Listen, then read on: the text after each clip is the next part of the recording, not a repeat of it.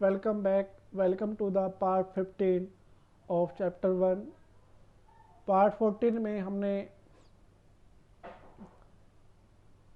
Empirical formula and molecular formula start कराया था। तो पार्ट 14 में सिर्फ हमने इनके बीच में रिलेशनशिप आपको बताया था कि किस तरीके से होता है। इस पार्ट में हम आपको ये बताएंगे कि किसी भी कंपाउंड का एम्पिरिकल फार्मूला और मॉलिक्यूलर फार्मूला का डिटर्मिनेशन कैसे होता है। ठीक है, कि हम कैसे पता लगाएंगे किसी कंपाउंड में 3 कार्बन एटम है या 4 कार्बन एटम है, हाइड्रोजन के कितने एटम है, ऑक्सीजन के कितने एटम है। तो ये सब करने के लिए हमें परसेंटेज की ज़रूरत पड़ेगी। तो परसेंटेज कंपोजिशन निकालना आपको पहले ही आ चुका है। तो उस परसेंटेज कंपोजिशन का यूज़ करके हम क्या करेंगे, हम empirical formula of any compound and molecular formula determine करेंगे। चलिए देखते हैं। तो determination of empirical formula, there are following steps to determine the empirical formula of any compound। तो यहाँ पर कुछ रूल्स हैं, बुक में अलग कुछ रूल हैं, मैंने कुछ रूल लिखे हैं। मैंने तो सिर्फ 2 ही रूल लिखे हैं, 2 या 3। तो क्या होता है, सबसे पहले आपको जो भी कंपाउंड गिवन होता है उसमें हर एक एलिमेंट की परसेंटेज गिवन होती है।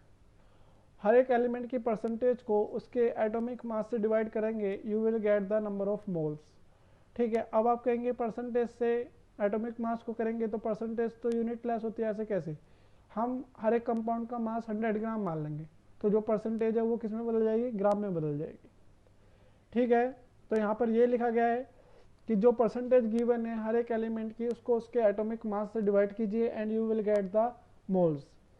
ठीक है, जब आप हर एक एलिमेंट के मोल्स निकालेंगे, फिर हम क्या करेंगे, हर एक एलिमेंट्स के मोल्स का रेशियो निकालेंगे। ठीक है, रेशियो निकालने का क्या तरीका है, जिस एलिमेंट के मोल सबसे कम है उस एलिमेंट के मोल से सभी एलिमेंट्स के मोल को क्या करेंगे, हम डिवाइड करेंगे और उसको इस तरीके से डिवाइड करेंगे, you will get the nearest whole number. ठीक है, जैसे आपका डिवीजन करने पर क्या आता है, रेशियो 1.5:1 आ गया, तो 1.5 है। अब हम क्या करेंगे, इस दोनों की मल्टीप्लाई करा देंगे 2 की, तो 1.5 का तो हो जाएगा 3 और 1 का हो जाएगा 2। ठीक है, जैसे कहीं पर 2 एलिमेंट का जो रेशियो आता है वो 1 एंड 1.5 आता है, 1 एंड 1.5 आता है, लेकिन आपको क्या चाहिए, होल नंबर चाहिए। तो हम क्या करेंगे, दोनों में 2 की मल्टीप्लाई करा देंगे, तो 1.5 का तो हो जाएगा 3 और 1 का हो जाएगा 2, तो रेशियो कितना हो जाएगा, 3:2। ठीक है, तो इस तरीके से आप क्या निकालेंगे, रेशियो निकालेंगे। और फिर एम्पिरिकल फॉर्मूला लिखते टाइम जो रेशियो आता है वो उस एलिमेंट का सबस्क्रिप्ट बन जाता है। जैसे हमने आपको बताया कि 2 एलिमेंट है ए एंड बी, उनका रेशियो 3:2 आया, मतलब ए के 3 है और बी के 2 है, तो इसका एम्पिरिकल फॉर्मूला क्या लिखेंगे, A3B2। ठीक है, आए समझ में। तो ये जो है ना एम्पिरिकल फॉर्मूला, इसको आप अगर आप इसको प्रैक्टिकली या न्यूमेरिकल करके देखते हैं तब ज़्यादा समझ में आता है। तो आपने एक कंपाउंड ले लिया जिसका मोलर मास कितना है, मॉलिक्यूलर मास होगा 78, उसके अंदर कार्बन की परसेंटेज दे रखी है 92.4% और हाइड्रोजन की परसेंटेज दे रखी है 7.6%। तो मैंने क्या बताया था कि जो परसेंटेज गिवन है उसको उसके एटॉमिक मास से डिवाइड कर दीजिए। तो मोल्स ऑफ कार्बन हो गया 92.4/12, तो इसको हम अगर डिवाइड करेंगे ये आएगा 7.7। अब moles of hydrogen 7.6/1, it will give 7.6 मोल। अब हम रेशियो निकालते हैं किसका, ratio of the moles of carbon and hydrogen, you will gate 1:1। तो एम्पेरिकल फॉर्मूला क्या हो गया, CH, क्योंकि मैंने बताया था जब 1 आता है तो उसको लिखते नहीं है, तो CH हो गया इसका एम्पेरिकल फॉर्मूला। फिर हमने इसका एम्पेरिकल मास निकाला, empirical mass is equal to 12 + 1 is equal to 13।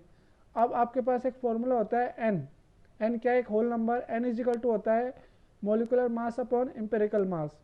तो मॉलिक्यूलर मास कितना 78, एम्पेरिकल मास क्या है 13, तो 78/13 इजिकल टू 6, ये आ गया 6 n की वैल्यू। तो मॉलिक्यूलर फॉर्मूला इजिकल टू होता है n इंटू एम्पेरिकल फॉर्मूला, तो n into CH is equal to कितना हो जाएगा, 6 into CH, it will be C6H6, that is benzene. आए समझ में। परसेंटेज को सिंपली आप उसके एटॉमिक मास से डिवाइड कीजिए, आपके पास मोल आ जाते हैं, उन मोल्स का रेशियो निकालिए, उन रेशियो से एम्पेरिकल मास निकालिए, फिर एम्पेरिकल मास उससे आप मोलिकुलर मास को डिवाइड कीजिए and you will get the whole number की जो मल्टीप्लाई है आप उसको एम्पिरिकल फार्मूले में मल्टीप्लाई कीजिए and you will get the molecular formula. एक और एग्जांपल करते हैं। आपके पास एक कंपाउंड गिवन है जिसके अंदर हाइड्रोजन की परसेंटेज 4.07% है और कार्बन की परसेंटेज 24.27% है और क्लोरीन की परसेंटेज 71.65% है और उसका मोलिकुलर मास दे रखा है 98.96।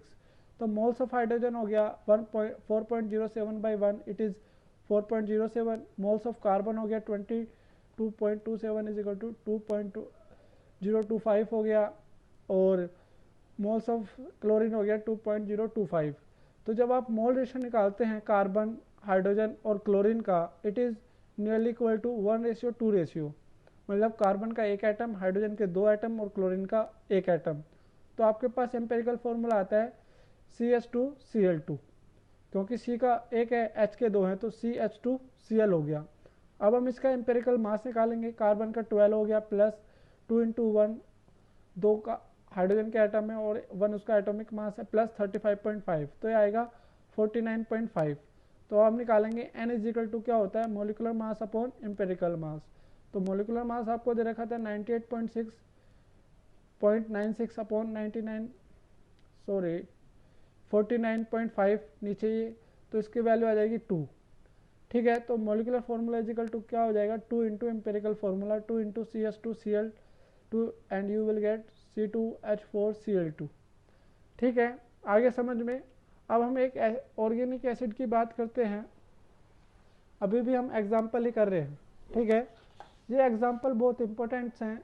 आप इसमें सिंपल सी बात है, आप इसको ऐसे याद रखो कि भाई जो परसेंटेज आपको दे रखे हैं उस परसेंटेज से मोल्स निकालो, फिर उन मोल्स का रेशियो निकालो और जो रेशियो आता है वो एम्पेरिकल फार्मूला बन जाता है। फिर एम्पेरिकल मास निकालो, फिर मोलिकुलर मास को एम्पेरिकल मास से डिवाइड करो, n की वैल्यू आ जाएगी। उस n की वैल्यू को एम्पेरिकल फार्मूले में मल्टीप्लाई करा दो and you will gate molecular formula. अब हम एक एग्जांपल करेंगे जिसमें आपको परसेंटेज नहीं गिवन है, आपको मास गिवन है। जब मास गिवन होता है तो क्या करते हैं, सीधा मोल्स निकाल लेते हैं, परसेंटेज पे जाने की ज़रूरत नहीं पड़ती है। जैसे आपके पास एक एसिड है, एन एसिड कंटेन CHO, मतलब एक एसिड में कार्बन है, हाइड्रोजन है और ऑक्सीजन है।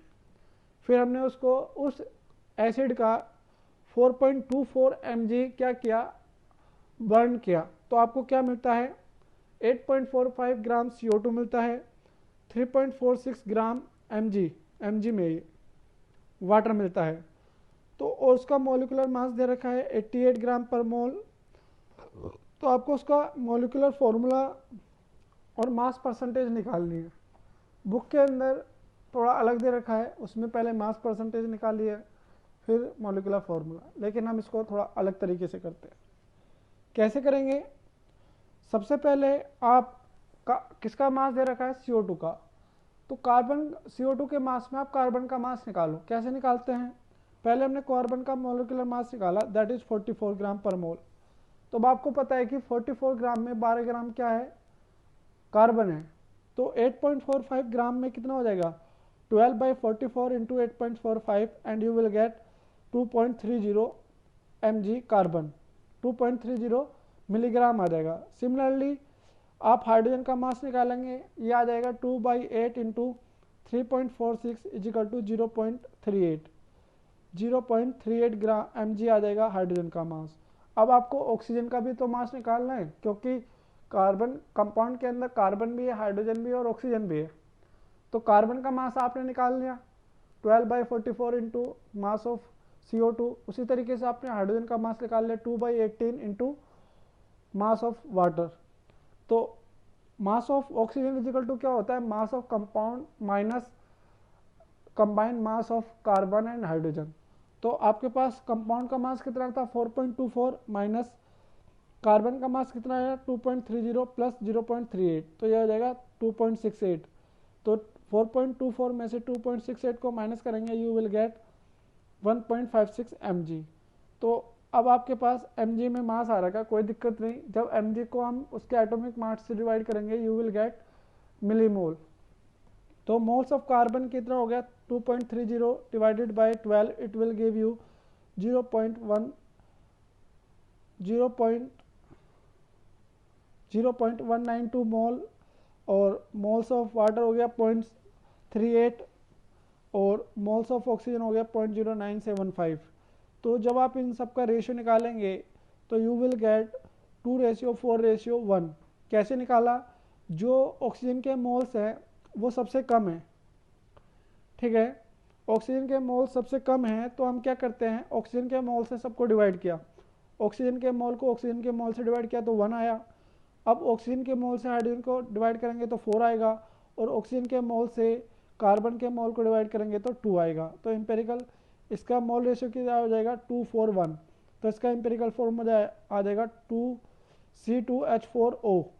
इसका एम्पेरिकल मास आएगा 44। तो N इजिकल टू क्या होता है, molecular mass upon empirical mass. तो 88/44, तो क्या आ जाएगा, N की वैल्यू 2 हो जाएगी। तो मोलिकुलर फॉर्मूला क्या आ जाएगा, N into empirical formula 2 into C2H4O। तो आपके पास जो फॉर्मूला आएगा C4H8O2 आ जाएगा। दैट इज़ करेक्ट, ठीक है। उसके बाद आपको परसेंटेज निकालने के लिए बोला है, तो आप परसेंटेज निकालेंगे। कार्बन परसेंटेज इजिकल टू क्या हो जाएगा 4 इंटू 12। 4 इंटू 12 क्यों हुआ, क्योंकि कार्बन के 4 एटम हैं। तो 4 into 12/88 into 100, it will give you 54.5%। Hydrogen की परसेंटेज आ जाएगी 8/88 इंटू 100, इट विल गिव 9.1%। और कार्बन की परसेंटेज आएगी, ऑक्सीजन की परसेंटेज आएगी 32/32। क्यों आया, क्योंकि 2 ऑक्सीजन के एटम है, that is 32/88 into 100, it will give 36.4%। तो इस तरीके से आप इनकी परसेंटेज भी निकाल सकते हैं, मोलिकुलर फॉर्मूला भी निकाल सकते हैं। You just have to apply the mole concept everywhere. Mole concept अगर अच्छे से अप्लाई कर दिया तो आप हर एक कंपाउंड का मोलिकुलर फॉर्मूला, एम्पेरिकल फार्मूला और उसकी मास परसेंटेज कुछ भी है, सब चीज़ आप उसको कैलकुलेट कर सकते हैं। You will get the assignment number 3 today, so that you can solve it on the Sunday. Okay, तो आज के लिए सिर्फ इतना ही। इस वीडियो को ज़्यादा से ज़्यादा लाइक कीजिए, शेयर कीजिए, चैनल सब्सक्राइब कीजिए, और आपके दोस्त जो 11th क्लास में हैं आप उनसे भी यहाँ पर पढ़ने के लिए बोलिए, because still we don't know how long it will go on. ये कितना लंबा चलने वाला है हमें भी नहीं पता है, ठीक है। तो stay at home, stay safe, stay at home and study well. Okay, thank you.